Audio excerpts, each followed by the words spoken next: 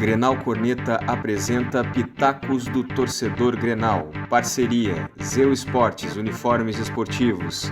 Acesse zeuesportes.com/simulador e crie seu uniforme personalizado.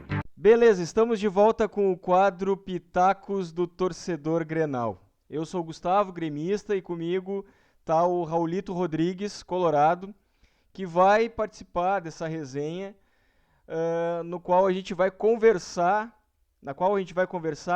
com o Alexandre Oliveira Almeida. É um gremista, ele é biólogo, pesquisador, professor universitário, mas como gremista se tornou autor, escritor, escreveu o primeiro livro da Zen a Tóquio. Agora ele está com um projeto que foi lançado recentemente, que é o Veias Abertas do Futebol Brasileiro. Eu tenho ele aqui, vamos ver se ele aparece aqui na câmera. A partir dessa obra que a gente então tomou a iniciativa de chamar o Alexandre para conversar sobre esses projetos literários envolvendo futebol. E ele vai falar sobre os outros projetos que estão aí por vir, tanto para o Grêmio como outro livro, outra obra de crônicas envolvendo esse assunto, esse tema que é tão importante para nós. Como eu venho repetindo nas vezes que o Raulito e eu gravamos esse quadro, nessa temporada a gente está usando esse espaço do quadro Pitacos do Torcedor para falar de questões extra-campo. Aqui a gente não vai fazer a análise dos jogos, das rodadas de Grêmio e Inter e, consequentemente, fazer corneta. Isso fica para o episódio do Grenal Corneta. Aqui a gente vai conversar de maneira mais séria e evitar até a corneta sobre temas que possam interessar ao torcedor. Né? E todo torcedor ele acaba se interessando ao ponto de procurar na literatura, saber mais sobre o seu clube, saber mais sobre futebol, né? Aquele torcedor que gosta de ler, que gosta de escrever. Então é isso. Como é que tá? Boa noite, Alexandre. Como é que tu tá? Boa noite, Luiz. Tudo em ordem. Boa noite também ao Raul. Né? Assim, primeiramente, é uma grande satisfação estar aqui falando com vocês, né? Uma grande satisfação também ter recebido esse convite para esse bate-papo. Tá tudo em ordem, felizmente. E aí, Raul? Como é que tá, Raul? Tudo tranquilito, não, mas tudo na paz. Isso aí. Cada um aqui tá num lugar do país. É importante frisar isso. Eu tô aqui em Porto Alegre, o Raulito tá em Floripa, Florianópolis, Santa Catarina, e o Alexandre tá... Eu tô aqui falando de Recife, né? Olha só. Recife. O Alexandre Gaúcho radicado no Nordeste há 25 anos, mais ou menos. É porto alegrense, mas radicado no Nordeste já há mais de 2 décadas. Eu separei um trecho aqui do capítulo do Alexandre no nas veias abertas do futebol brasileiro. O capítulo dele é O Futebol Foi para o Divã. E a terapia, digamos assim, escrever é uma terapia, né, Alexandre? Exatamente. É um dos pontos que eu coloco ali, né? Realmente, ter escrito esse livro e depois, né, a continuidade após a publicação desse livro tem se revelado bastante terapêutico para mim. Isso é uma conclusão assim muito interessante depois desse processo todo que foi iniciado em 2016, né? O primeiro livro, a redação, iniciou em 2016 e foi concluída com a publicação em 2021. Transcorreram, portanto, 5 anos. Né? Era muito, digamos assim, era muito fácil, assim, havia muita tentação de parar a escrita em algum momento, abandonar, e isso acabou acontecendo, né? Mas felizmente eu consegui retomar e levar o projeto até o final. Né? E depois, na terapia, eu cheguei à conclusão de que, na realidade, concluir esse livro era concluir um compromisso assumido comigo mesmo. Esse é um dos pontos que é comentado aí no Futebol Foi Parar no Divã. O Alexandre, ele comenta aqui, ele conta, na real, que nem sempre ele foi gremista, que o pai dele era colorado, né? E por influência, ele por um período aí na infância acompanhou o Inter, torceu pro Inter. Mas eu destaco até algo aqui no texto do Alexandre que ele coloca que até os 12 anos é possível virar casaca, ou melhor, não se usa o termo virar casaca até os 12 anos, se trocar de time, porque a gente está em formação e está conhecendo as coisas e de repente as escolhas acabam não sendo aquelas que os nossos pais nos sugerem, né, Alexandre? Pois é verdade, mas ainda assim, para mim foi usado o termo vira-casaca. Ainda assim foi usado, né? Assim só para ali, como é que é? Enfim, dar aquela cutucada, né? Assim no Colorado que virou gremista, né? E tal, né? Mas enfim, é interessante, né? Eu comento isso no livro mais brevemente, né? Nesse capítulo do Veias Abertas. Eu trabalho isso de uma forma mais detalhada realmente no primeiro livro da Zenha Toca, né? Enfim, todo o contexto, os jogos, né? Enfim, que mais influenciaram e até mesmo as reações familiares em maior detalhe, né? Aí era um texto um pouco mais sucinto, né? Então tinha que ser realmente mais sucinto para falar do assunto, né? Mas a família, assim, pelo menos uma parte da família não perdoou, não. Era chamada de vira-casaca mesmo e sempre, obviamente, procurava, né, a justificativa do porquê que eu tinha virado casaca. Então, aí, por exemplo, o meu pai disse que era a influência da gurizada na vizinhança lá no Montserrat, que ficava me tocando flauta. Aquele momento era um momento que o Grêmio era recém-campeão brasileiro, em 81, né, coisa que eu, na realidade, eu não tenho lembrança exata disso aí, mas, enfim. Meu pai dizia que era a influência disso, né. Já uns familiares que eu tenho lá no Alegrete, por exemplo, que é de onde a minha família é originária, né, diziam que o Grêmio, que eu tinha me tornado gremista pelo Grêmio ter sido campeão mundial. Só que aí isso foi um ano depois, eu já era gremista há algum tempo, já tinha uma história. Então, em qualquer que seja, né, essas hipóteses para minha viração de casaca, tem aí um lado aí de que foi algo para obter vantagem, né? Então, até eu fui buscar a origem desse termo, né, na internet, vira casaca, e encontrei uma coisa bem interessante. É um texto de um escritor também do meio futebolístico, que é o Guilherme Trucco, né? E aí ele fala que o termo teria tido origem a partir de um rei da Sardenha, né, o Carlos Emanuel III, e que numa época em que as grandes potências eram, no caso, a Espanha e a França, ele ora vestia as cores da França, ora as da Espanha, né, de acordo com a direção dos ventos naquele momento. Então ele acabou sendo conhecido, né, pelos súditos como o rei vira-casaca, né, em função disso. Então o termo não tem uma conotação nada boa na realidade. Mas é isso, acabou, né, sendo aos 8 anos, realmente está dentro da faixa de permissão, né, vamos dizer assim. Então, realmente, se eu tivesse virado depois dos 12 anos a casaca, também não teria problema nenhum em admitir, não teria problema nenhum. Mas a história é boa, rendeu boas histórias posteriormente. No livro aqui, Raul, olha só, ele coloca que acredita que essa escolha pelo Grêmio tenha acontecido em razão das grandes vitórias contra rivais poderosos que o Grêmio enfrentou nesse período que ele relata aí, final dos anos 70, início dos anos 80. E as atuações do Isidoro, a atmosfera alegre da vizinhança, isso colaborou para a escolha, né? Até eu falei para o Alexandre na mensagem que eu mandei para ele para convidar que eu me identifico com isso, que meus pais também eram colorados, são colorados, né? Minha mãe é colorada e nunca me impôs nada. E eu acho que me tornei gremista muito por influência da vizinhança, né? Não porque tocavam flauta em mim, mas porque eu via a alegria deles, talvez, aquilo tenha me contagiado. O Raul, só puxando para a conversa, o Raul, ele é um colorado que ele vê muitas virtudes no rival, né? E manifesta isso. E para rivalidade, para muitos aqui, ele não é muito bem quisto, às vezes, entre os colorados, né? E aí rotulam o Raul de, o Raul é um gremista. No fundo, ele é um gremista. Mas não, tem uma diferença, né, Raul? Tem.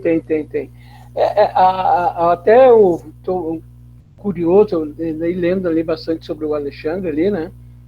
Lá pelo Memorial do Grêmio também, aquelas coisas todas, né? E essa questão, assim, do divã, né? Digamos assim, da terapia, né? Nós, torcedores, nós procuramos fazer a nossa terapia indo ao futebol, assistindo a partida, né? E tu fez um processo diferente, um processo curioso, né? Tu fez uma terapia escrevendo.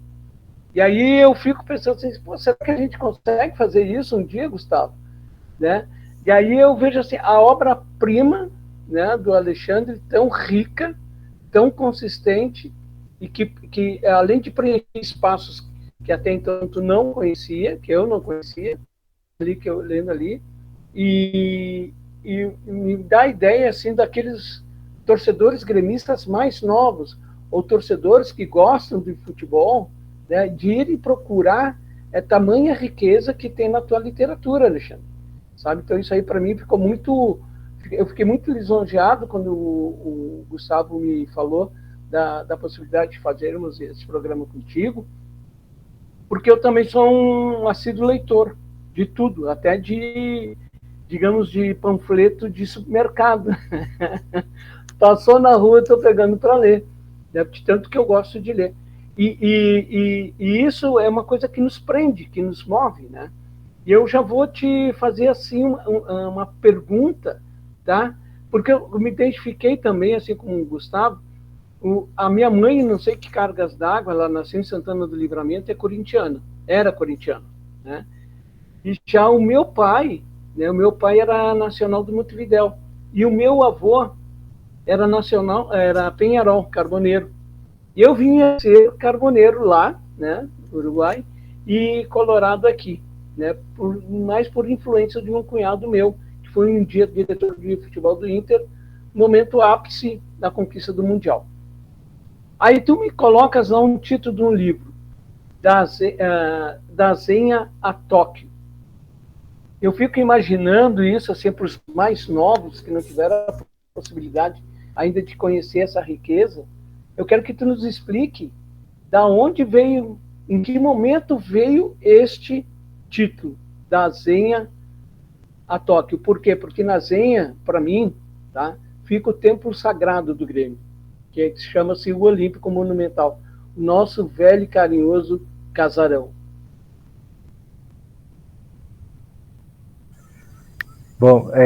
Bom, primeiramente, muito obrigado pelas tuas palavras, Raul. É realmente uma grande honra escutar isso, né? Então, meus agradecimentos mesmo.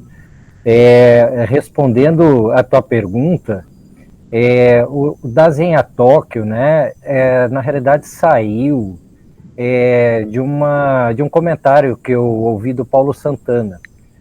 Mais precisamente, num programa da RBS TV, em 1989, logo após a conquista do Grêmio pela Copa do Brasil, onde o Santana, né, tipo assim, ele faz, né, um apanhado da história do Grêmio, os bairros por onde passou, né, basicamente um clube na sua origem, um clube de arrabalde, né, um clube arrabaldino, inclusive foi essa palavra que ele usou na época, né. Então, era aquilo, um clube, de repente, que até então era de bairro, com conquistas mais locais, daqui a pouco estava lá em Tóquio, né, disputando o Mundial Interclubes na época. Então, a inspiração veio desse comentário do Paulo Santana. O documentário é Grêmio, uma década de títulos, que eu tenho quase certeza que está no YouTube, se não foi removido por alguma razão, porque eu revi ele por ocasião da escrita do livro, né? Eu tinha na cabeça essa frase, porque eu vi, na realidade, tantas vezes esse documentário, que eu tinha gravado em VHS, né, que eu decorei algumas frases, né, porque, enfim, aquilo foi marcante na época, esse documentário, né, então eu sugiro até para quem está nos escutando, né, quem sabe ir atrás aí desse documentário, porque ele é bem interessante. Então, Paulo Santana, foi... Tá? É o Grêmio, uma década de títulos, tá? Apresentado pelo velho Celestino Valenzuela. Nossa, muita nostalgia aí, né? Muita nostalgia aí, né? Nessa história, né? Então, o título saiu daí. Aí depois tem o subtítulo, né? subtítulo que é a trajetória do Grêmio nos anos 80, que,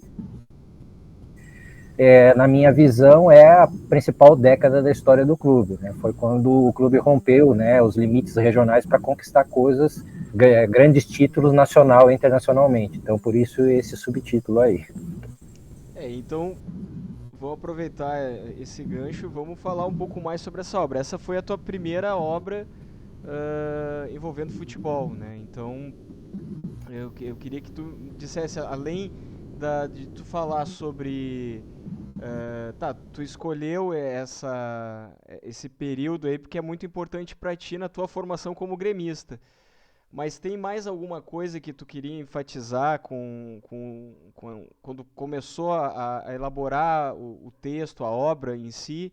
Eu cito um exemplo aqui do Léo Gershman, que é um jornalista, escritor, gremista, que ele escreveu uma trilogia. Um dos livros é Viagem à Alma Tricolor em 7 Epopeias, que li esse livro até recentemente. Mas ele é uma trilogia, tem outros 2 títulos, que na real ele quer fazer um resgate e mostrar que o Grêmio, mostrar um lado do Grêmio que acaba se perdendo nessa guerra de narrativas entre os rivais, né?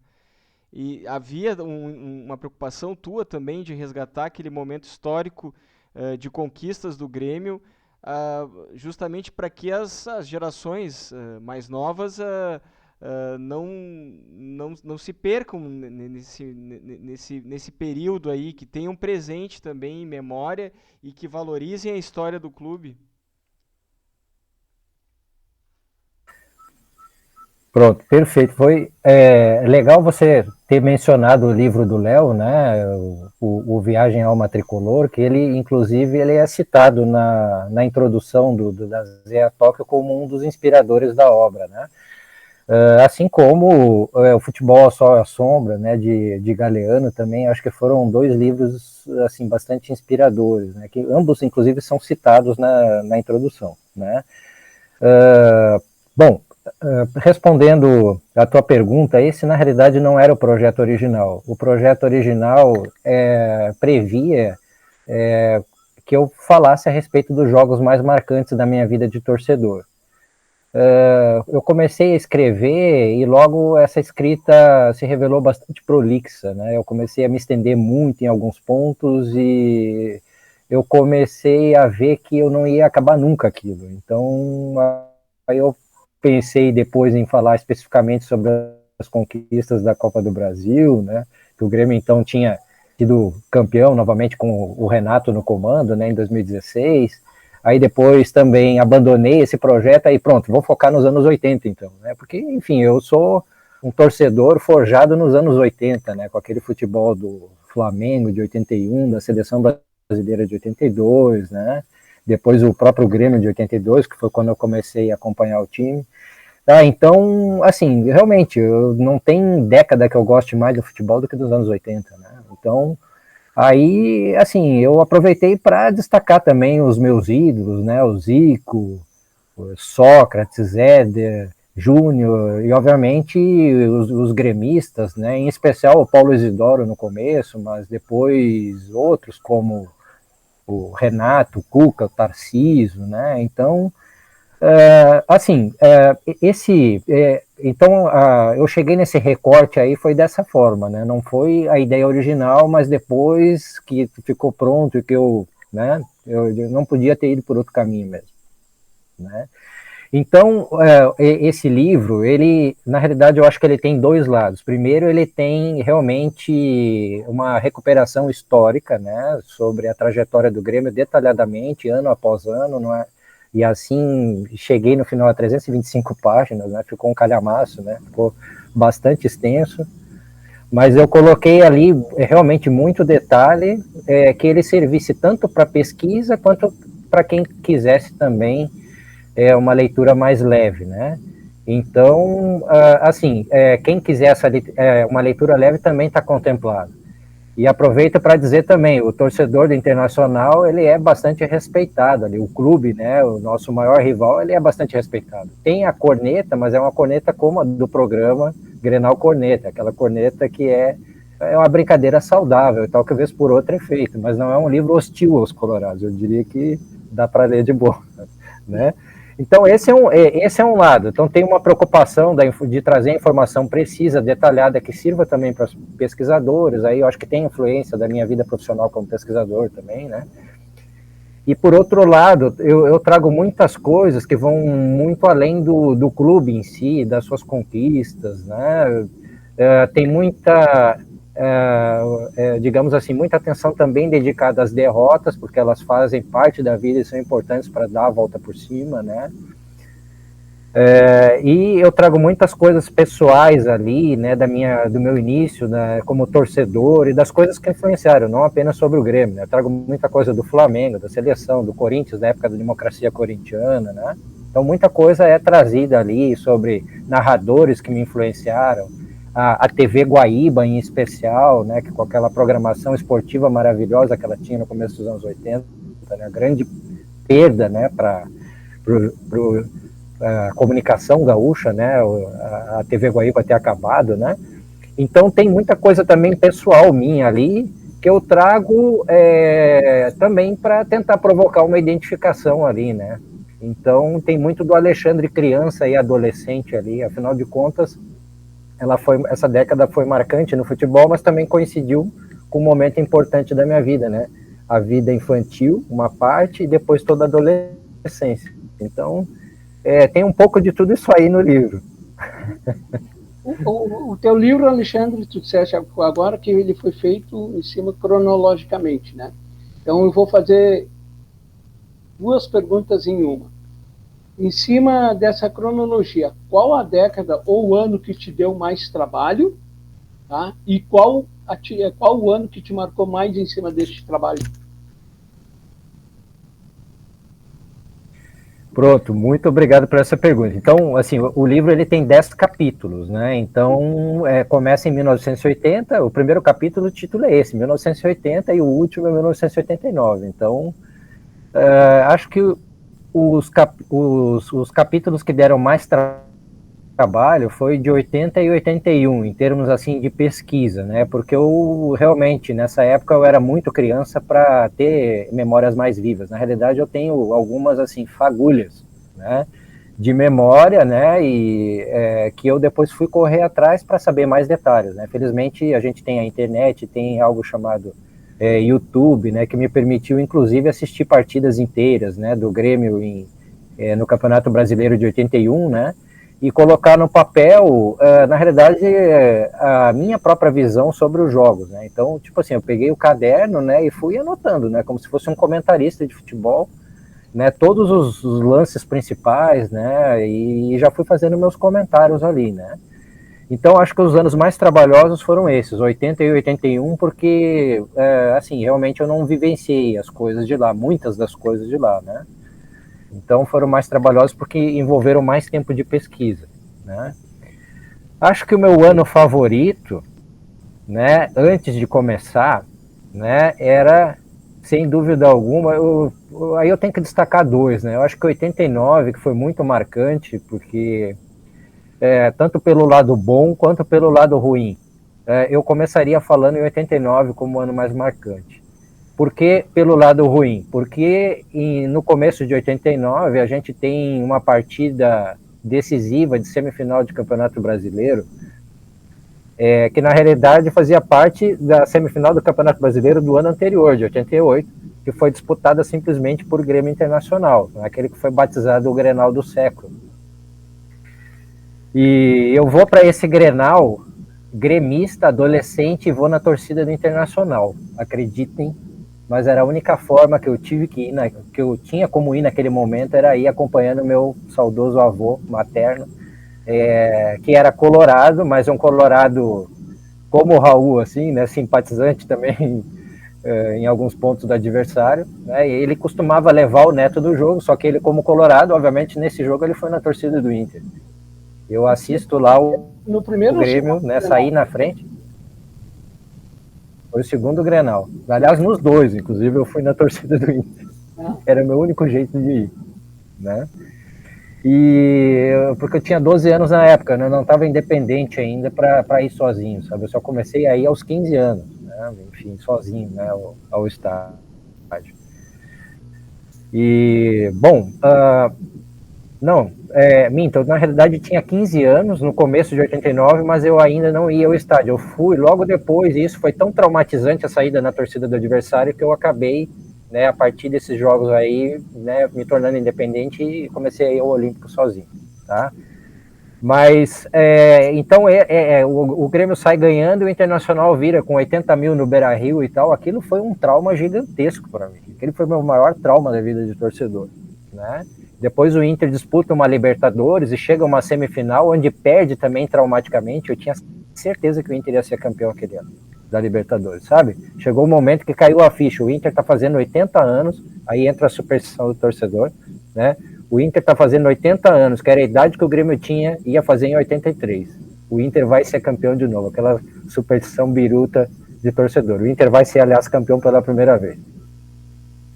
Bom, eis que o Inter perde essa Libertadores pro Olímpia na semifinal e o Grêmio começa a reagir no gauchão. O Grêmio quase vai pro torneio da morte, aí com o Cláudio Duarte agora no comando, né? O Grêmio começa a reagir, é campeão gaúcho em cima daquele agora traumatizado Colorado e depois ganha a Copa do Brasil na sequência. Aquilo para mim foi o meu ano de loucura, né, como torcedor, o primeiro ano de loucura, assim, porque em 83 eu era muito criança para ter ideia da dimensão que era ser campeão da América e campeão do mundo. Eu assisti tudo, mas para vocês terem uma ideia, quando deu o final do primeiro tempo de Grêmio e Hamburgo, eu fui dormir. Não sei porquê, exatamente, eu especulo isso no livro da Zenha Toque, mas eu fui dormir, café com leite, né, criança ali, fui dormir, né. Então, é isso. Então, antes de começar o livro, 89, depois de terminar o livro, eu diria 81 e 89, porque aquele título do Grêmio de 81 foi uma coisa maravilhosa, né, depois de ter sabido mais detalhes, né, ter ido pesquisado, né, os pormenores daquela campanha, eu vi ali que 81 realmente foi o maior título da história do Grêmio, né, assim, até não tivesse tido 81, quando o Grêmio com histórico de perder, de tremer na reta final das competições importantes, tremer no âmbito regional para o internacional, o Grêmio contra tudo e contra todos, com São Paulo muito mais favorito, né? O São Paulo hiper favorito na final, o Grêmio reverte uma circunstância totalmente desfavorável no primeiro jogo da semifinal, viram a partida e depois ganha no Morumbi também com 90 mil torcedores do São Paulo, ganha lá com o golaço do Baltazar. Então eu diria assim, 89 e 81, desculpa que eu me estendi demais na resposta, mas eu não tenho como falar sobre esses dois pontos sem me estender. Eu poderia ficar horas falando nisso aqui. Porque tu me fez me lembrar uma situação. Logo após que que o Inter foi desclassificado pelo Olímpia, né, desse trauma, eu acho que logo em seguida nós tivemos um Grenal no Beira-Rio, tá? E lá no Beira-Rio o Grêmio ganhou, se eu não me engano, 2 ou 3-0, uma coisa assim, tá? E aí a torcida gremista me abre uma faixa, dizendo assim, não se vai a Tóquio de bicicleta. Por quê? Porque no primeiro jogo contra o Olímpia, Luiz Fernando Rosa Flores tinha feito um gol em cima do Olímpia de bicicleta. E aí no jogo da volta, o inacreditável aconteceu, o Inter perdendo os pênaltis para o Olímpia. E aí logo em seguida nós tivemos esse Grenal. É só uma janela que eu abro aí para que tu me lembraste, né? Que eu me recordo até hoje, tá? Dessa faixa. Não se vai de bicicleta até Tóquio. Ó, tu vê que tem corneta até no quadro Pitacos do Torcedor, não tem como escapar aqui. O Raul deu o lado colorado aqui, enquanto o Alexandre deu o lado gremista dessa época aí. O Raul lembrou né? O que eu ia dizer, eu tinha 7 anos nessa conquista aí, e eu até escrevi um texto recentemente me perguntando quando é que nasceu essa minha paixão clubística, né? E perguntando para quem estava lendo o texto para que fizesse a mesma pergunta para si e tentasse descobrir assim, como é que nasceu essa paixão. A minha paixão clubística, eu enfatizo que acho que ela ficou assim, definitiva ali em 89 com essa conquista aí. Tu escreveu um livro, Alexandre, que fala dessa conquista da primeira Libertadores e do Mundial. Te incomoda essa corneta colorada de que o Mundial que a gente conquistou não é Mundial, que o Mundial deles, Mundial FIFA, é o único Mundial?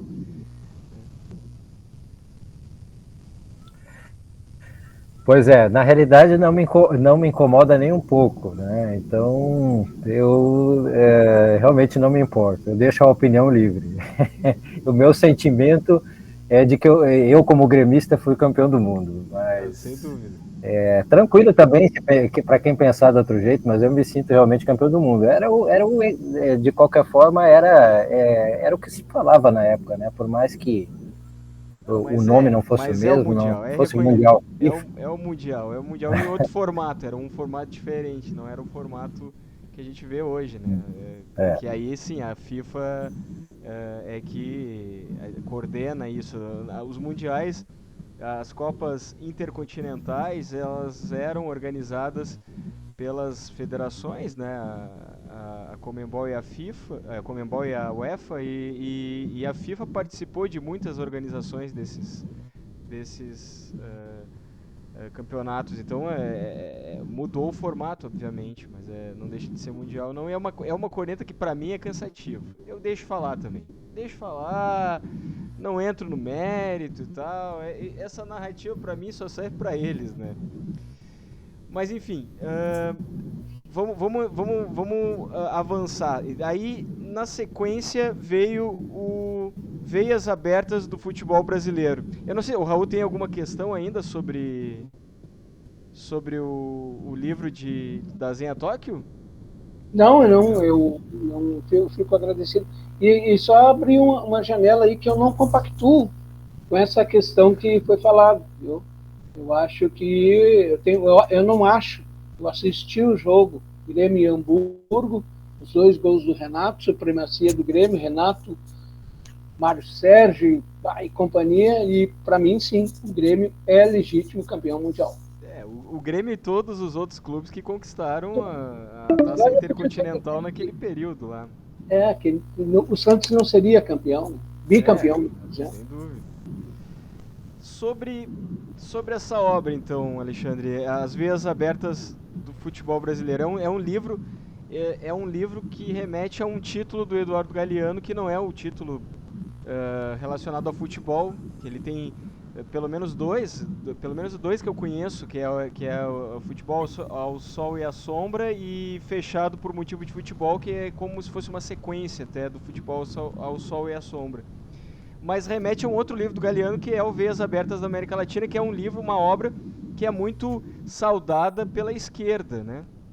Esse livro aqui tem um componente de esquerda, não?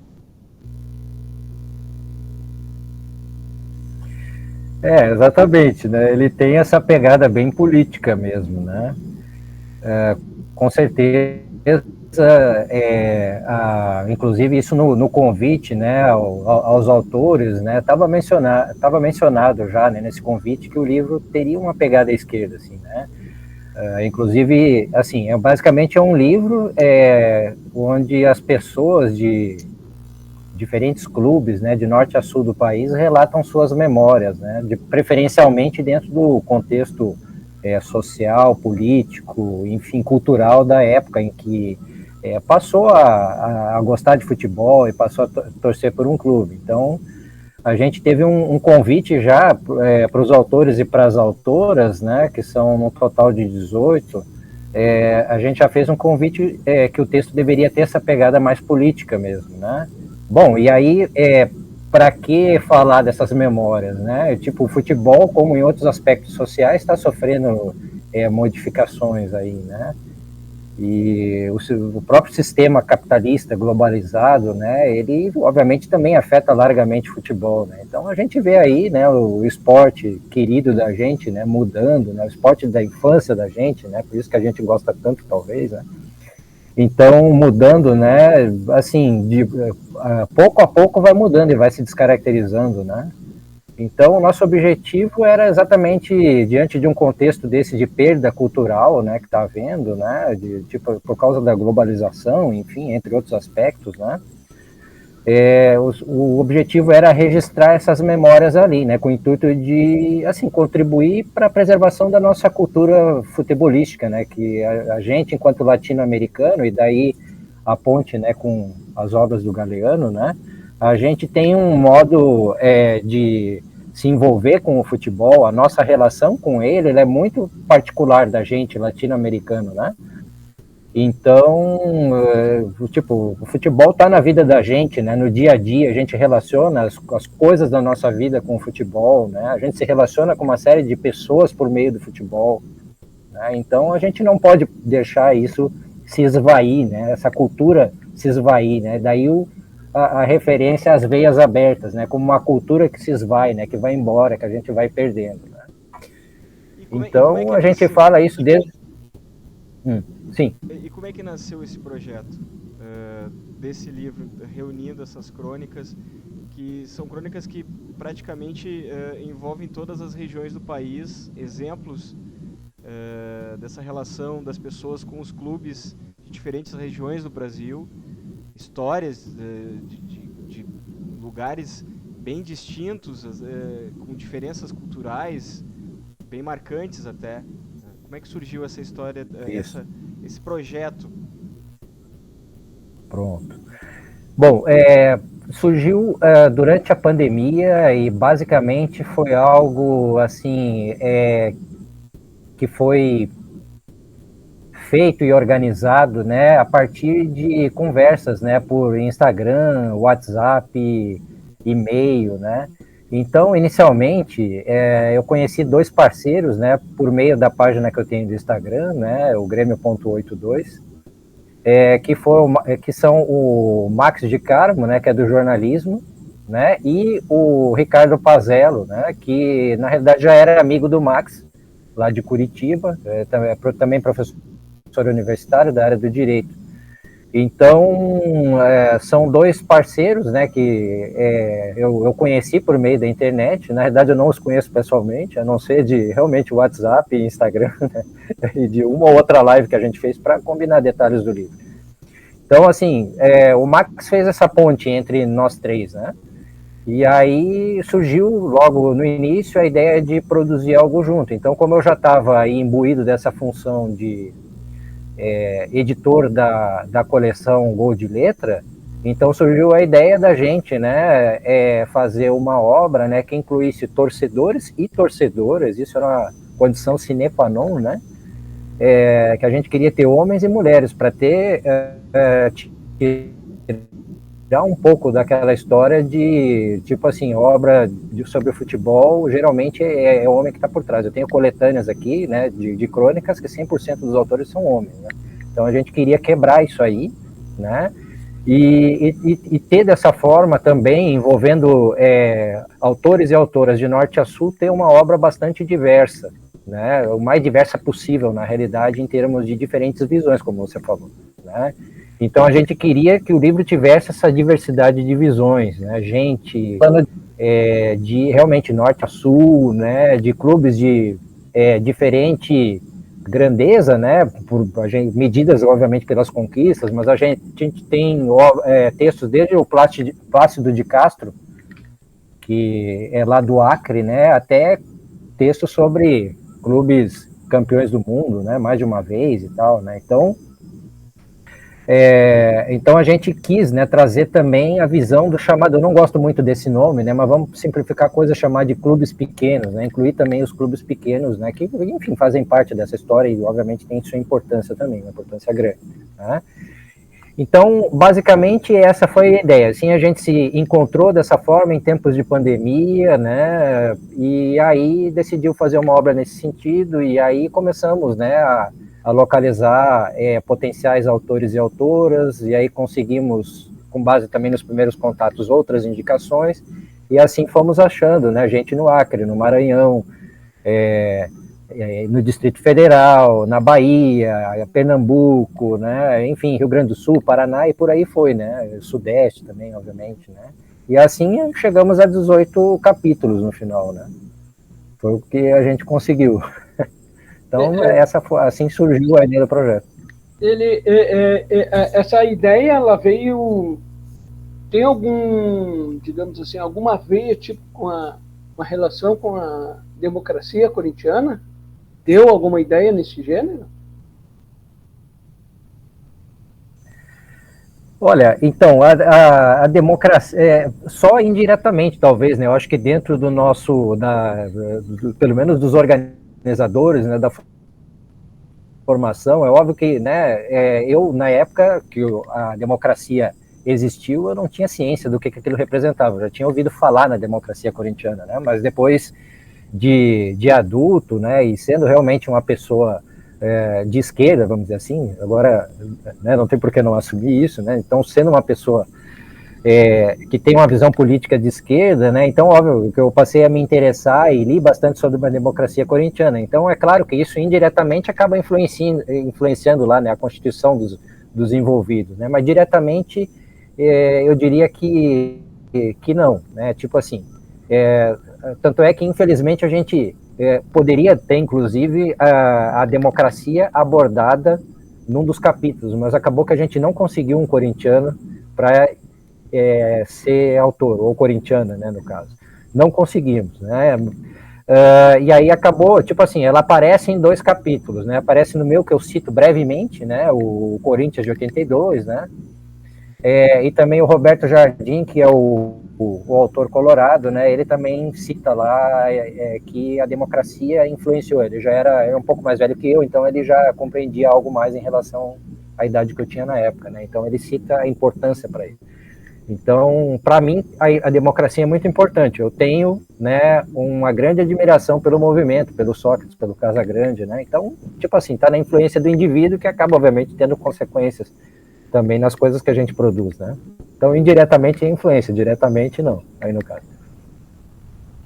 A gente mais ou menos está se encaminhando para o final já, é uma pena, porque o papo tá bom, né? Essa questão de envolver futebol e literatura, o Raulito e eu, a gente curte muito essa coisa de literatura e a gente percebe, Alexandre, que tu tem muita história e realmente eu tô lendo as veias abertas do futebol brasileiro, comecei pelo teu capítulo, mas já tô querendo ler o outro livro que é da Zenha Tóquio, que já tô muito curioso, mas tem um projeto já em andamento aí, que é Crônicas de Arquibancada, né?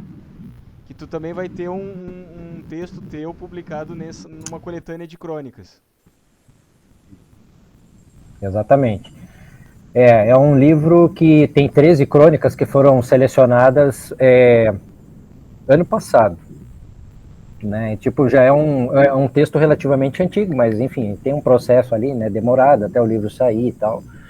Então, é uma crônica onde eu falo também de uma forma muito bem-humorada, eu diria, um tanto irônica, sobre o Grenal 436, disputado ano passado pelas semifinais do Campeonato Gaúcho, né, com o Roger no comando do Grêmio, né. Então, depois o título do texto chama Grenal em Tempos de Gangorra Quebrada, né. Então, por que a gangorra estava quebrada naquele momento, na minha visão, né? Porque o Grêmio estava para disputar a segunda divisão, né? E o Inter tinha acabado de ser eliminado pelo Globo do Rio Grande do Norte na Copa do Brasil. Até faço uma brincadeira que o Inter estava contribuindo para a globalização do futebol, né? Aí é uma das brincadeiras, né, que é feita, né, a partir desse acontecimento aí. E o Grêmio, assim, além de disputar a segunda divisão naquele ano, né? O Grêmio tinha tomado 3-1 da União Frederiquense e perdido um Grenal recentemente, tendo levado um banho tático. Ou seja, o Grêmio tinha tudo para não ir bem naquele Grenal e daqui a pouco tudo dá certo, o Grêmio vence por 3-0, né? E foi um Grenal cheio de bastidores, dentro da casa deles. Então foi um Grenal cheio de bastidores, assim, ricos, né, e tal, então com aquela história triste, né, por um lado, mas de pedrada e no ônibus, né, de celular arremessado da arquibancada, né, teve essas coisas bem tristes, mas que são tratadas de uma forma engraçada e irônica, né, então aí eu acho que o barato desse texto é exatamente essas brincadeiras. É bem recente, diferente das outras obras, é bem recente. Não tá resgatando a história, quer dizer, tá resgatando a história, tudo entra na história. Mas é algo bem recente. Pro leitor, ele vai se identificar porque deve ter acompanhado aí, o leitor mais jovem. Mas enfim, vou passar a palavra pro Raul pro recado final dele nesse quadro Pitacos do Torcedor Grenal. Eu tô com uma curiosidade. Tu moras em Recife, né? E Isso, moro em Recife, exatamente. A camisa que tu estás é do esporte. Olha, pois é, boa pergunta. Na realidade, a camisa que eu tô, deixa eu ver se dá para mostrar aqui. Deixa eu ver se dá para aparecer aqui. Raça, simpatia. Isso. Raça simpatia, parece a do esporte mesmo, olhando a parte de cima, né? Aqui, na realidade, eu sou Santa Cruz, eu sou tricolor também, né? Cobra Coral. Cobra Coral, exatamente, né? Que é um clube atualmente da 4ª divisão, mas que eu admiro bastante, né? E, enfim, outra hora, quem sabe, a gente pode falar sobre isso, mas o Raça Simpatia, na realidade, é um projeto deriva dos livros errantes, que é também uma das coisas que eu mais admiro aí no mundo aí da produção literária, né? Do Pedro Henrique Gomes, né? E é um projeto que ele faz de resgate cultural também. No caso, Raça Simpatia era um time do sambista João Nogueira, no começo dos anos 80, né, que ele tinha para pelada, né, de fim de semana. Né. Eu, como gosto do João Nogueira, sou um fã do João Nogueira, então quando ele lançou, eu disse, essa aí eu preciso ter. Então essa é a razão da camiseta. Tá certo. Mas as tuas considerações finais, Raul, pra gente se encaminhar. Não, minhas considerações finais é que bom esse bate-papo, né? E que nós tenhamos mais oportunidade de conversar, não só com o Alexandre, mas de saber, né, que como tem coisa boa, né? Histórias com H maiúsculo, como eu sempre falo, né? De pessoas que não são tão próximas ao futebol, mas que gostam de falar e escrever sobre as suas histórias. Bom, vou passar a palavra para o Alexandre para as considerações finais, mas já de antemão agradeço a tua presença aqui, foi um prazer conversar contigo. O Raulito e eu, como eu já disse, gostamos muito de literatura, gostamos muito de futebol e gostamos muito de literatura, a gente lê muito, e aí acho que foi um papo super enriquecedor em razão disso. E procurem no perfil do Instagram, grêmio.82, as obras do Alexandre lá, sigam a página dele, sigam o perfil, e lá tem informações sobre essas obras que a gente comentou aqui, né, da Zenha Tóquio, as veias abertas do futebol brasileiro e o próximo projeto do Alexandre, que é Crônicas de Arquibancada. Procurem lá, tem posts falando sobre essas obras, façam contato com o Alexandre, e a palavra está contigo, Alexandre. Bom, assim, muito obrigado, né, a vocês pela oportunidade. Foi um grande prazer, né, de participar desse bate-papo, né. Fiquei super feliz, né, com o convite de conhecer vocês. Espero aí que a gente possa, em outro momento, trocar mais ideias, né, a respeito dessa coisa que a gente gosta tanto, que é o futebol, né. E aproveito também só para fazer um anúncio, né. Na realidade, eu estou com uma outra obra pronta, né, para lançamento em meados do primeiro semestre do ano que vem, provavelmente em maio. Né, eu devo estar fazendo a viagem aqui Recife, Porto Alegre, para ir lançar aí, em Porto Alegre, a última obra, que é o Croniquetas de Segunda, né, a saga do Grêmio na Série B de 2022. E em breve ela vai ser anunciada, né, aí também pelo Grêmio.82, né? Ela vai sair pela editora Primeiro Lugar de Natal, no Rio Grande do Norte. Né? Então, assim, são textos, né, também que tem pelo menos um sobre cada partida do Grêmio na Série B. Depois acabei chegando a um total de 47, mas são crônicas curtas, né? E então é uma espécie, na realidade, de diário do Grêmio na Série B do ano passado. Então também de uma forma bem humorada, muitas vezes irônica, tocando muitas vezes em outros aspectos, né, que permeiam o mundo do futebol, aí como o preconceito racial, a política por trás do futebol, né? Só para lembrar, né, que tipo a reta final da Série B, a gente estava aí vivendo o contexto das eleições presidenciais do ano passado, né? Então, óbvio que isso aparece nos textos ali. Então, quem gosta da crônica, de texto com uma pegada mais política, tem lá, vai encontrar no Croniquetas de Segunda. Então, fica aí o anúncio, aí depois mais detalhes lá pelo Grêmio.2. Enfim, pessoal, muito obrigado novamente, viu, pela oportunidade aqui, foi um grande prazer, tá bom? E até a próxima, né? Agradeço a todos também que estão aqui nos assistindo. É, isso aí, já vamos colocar na agenda aí, né? Quando vier lançar aqui em Porto Alegre, eu vou estar lá, vou fazer o possível para estar lá, pra gente se conhecer pessoalmente aí. Até fazer um parênteses aqui, a gente começou esse canal também na pandemia, né? Um colorado, amigo meu, Marcos, a gente só se falava pelo Instagram, até que um dia ele propôs, vamos criar um podcast com gremista e colorado, falando sobre futebol, porque a gente vê os podcasts aí só de um lado, né, reunindo torcedores só de um lado, vamos criar um podcast em que a gente possa fazer corneta, inclusive, um com o outro, ter o contraponto, né, que é importante ter o contraponto numa conversa, às vezes não, é importante sempre, né? É importante, o contraponto faz a gente crescer e pensar, mas, beleza, vamos fazer isso. Reunimos, assim, convidamos outros dois, um gremista e um colorado, e na mesa virtual ali, eu conhecia todos pessoalmente, mas eles não se conheciam. A gente levou alguns meses, acho que quase 6 meses, para fazer um encontro presencial e finalmente se conhecer. Mas a gente se falava ali, desde o início, como se conhecesse há muito tempo, como se fossem amigos de infância. Por quê? Porque é o lance do futebol. O futebol é uma coisa que aproxima as pessoas, né? Cria uma identificação e uma identidade com o outro.